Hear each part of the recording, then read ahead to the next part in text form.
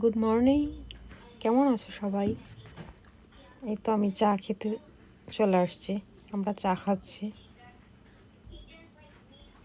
চায়ের সাথে একটু বিস্কিট দিয়ে ভিজিয়ে ভিজিয়ে চা খেলাম। তোমরা সবাই কেমন আছো? তোমাদের দিনকাল কেমন যাচ্ছে আমাকে জানাতে পারো কমেন্ট করে।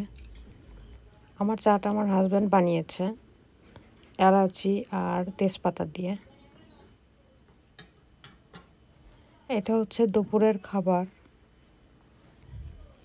আজকে দুপুরে অনেক কিছুই ছিল, ডাল ছিল, ইলিশ মাছ ছিল, চিংড়ি মাছের ঝোল ছিল, বাঁধাকপি ভাজি, আলু ভর্তা।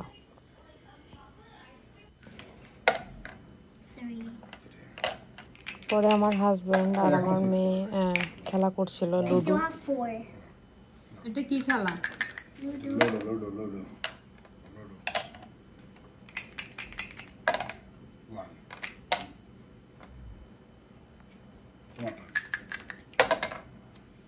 তোমার again টান তোমার এই করতে হবে।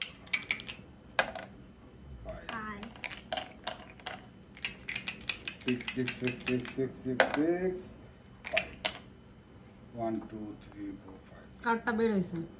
আমার কোডটা বের নেই না, আমি তো উইন করতে মামা। এই তো আমি এখন রান্না করতে চলে আসছি। আজকে রান্না করতেছি বিরিয়ানি, চিকেন বিরিয়ানি। এটা ইচ্ছা আছে আজকে একদম রেস্টুরেন্টের মতো করে রান্না করব। একদম মাংসটাকে ভালো করে খুব রেস্টুরেন্টের মতো করে রান্না করার চেষ্টা করতেছি। এখানে বিরিয়ানি মশলা নিজে হাতে বানিয়েছি। তো মাংসটাকে ভালো করে রান্না করে পরে পোলাও চাউল দিয়ে বিরিয়ানিটা রান্না করে ফেললাম। আজকের বিরিয়ানিটা আমি খুবই কষ্ট করে রান্না করেছি। এখানে নানা রকম মশলা দিয়েছি, একদম রেস্টুরেন্টে যেভাবে মশলা ইউজ করে সবাই সেভাবে মশলা দিয়েছি।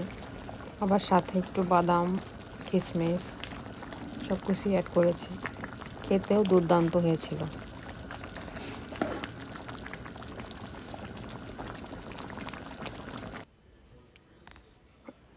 বিরিয়ানিটা একদম রেডি হয়ে গেছে।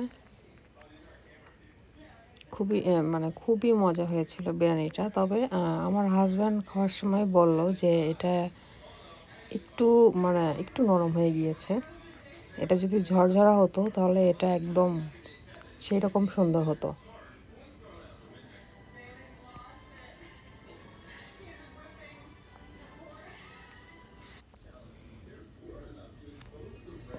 তো বিরিয়ানিটাকে নিয়ে আসছি, এখন সবাইকে প্লেটে দিয়ে দিব খাওয়ার জন্য।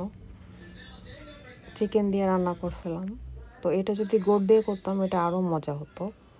তো আজকে চিকেন বিরিয়ানি খাই, আরেকদিন গোট বিরিয়ানি করব। তো মাঝে মধ্যে বিরিয়ানি খেতে আমার খুব ভালো লাগে, আমি হুটহাট করে বিরিয়ানি রান্না করে ফেলি। তো বিরিয়ানিটা একটু মিষ্টিও দিয়েছিলাম, বেশ ভালোই হয়েছে। তো আমার হাজব্যান্ডকে বিরিয়ানি বেড়ে দিলাম, সে খেয়ে ভালো বলল। তোমরাও ভালো থেকো, আমার নেক্সট ব্লগ দেখার জন্য আমন্ত্রণ রইল। Bye, good night.